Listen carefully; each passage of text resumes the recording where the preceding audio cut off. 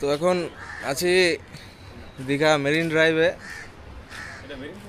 কালকে দুপুরবেলা উদয়পুর বিচ থেকে যখন রুমে ফেরা হলো, তারপরে আর রাতে ভিডিও শ্যুট করতে পারিনি। গা হাত পা এত ব্যথা হয়েছিল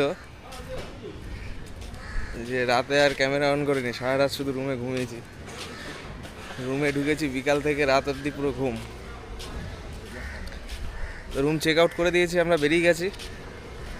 মেরিন ড্রাইভের কাছে আছি, এখান থেকে ব্রেকফাস্টটা করে টান কোলাঘাট। আর এখানে আসার আগে গেছিলাম হচ্ছে মোহনাতে মাছ কিনতে। দাদারা মাছ কিনলো।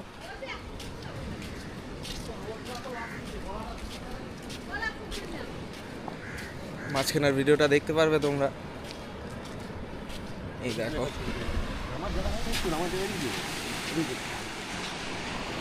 এখন এখানে আছি, এখান থেকে কিছু ফটো তুলবো, তারপরে টান ব্রেকফাস্ট করে বেরিয়ে যাব।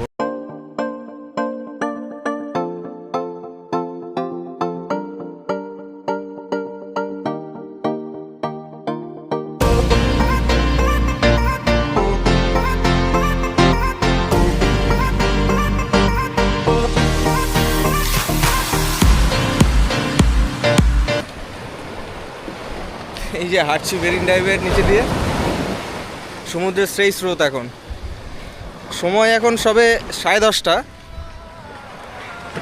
তো দেখো সমুদ্রের স্রোতগুলো দেখো। দাদা খাচ্ছে এখন পেঁপে।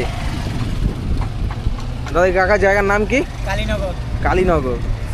আছি আমরা এখন কালীনগর। না রানাঘাট না, এটা দীঘার কাছাকাছি, কাথির পরে কালীনগর।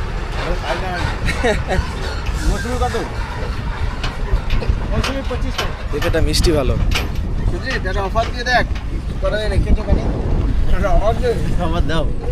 দাম বেশি বলছো, 25 টাকা পিস।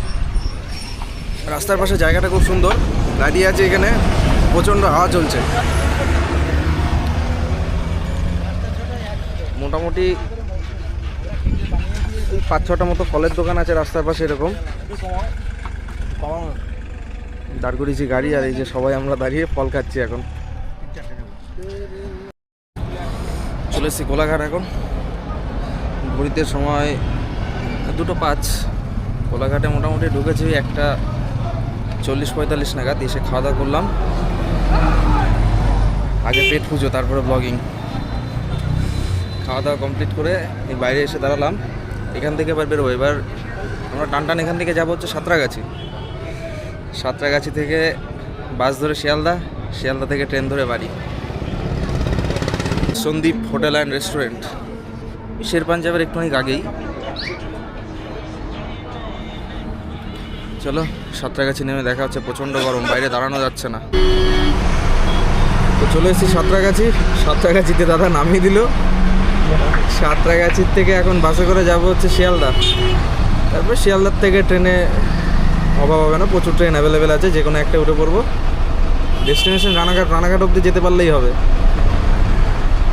আর বাসেও আছে আমরা মাত্র 3 জন, আমি আর এই যে দাদা আর এই যে ভাই। বাস ফাঁকা, বাস এখন স্ট্যান্ডে যাচ্ছে, প্যাসেঞ্জার তুলবে। আর আমাদের সাঁতরাগাছি স্টেশনটা দেখাই। এই যে সাঁতরাগাছি স্টেশন।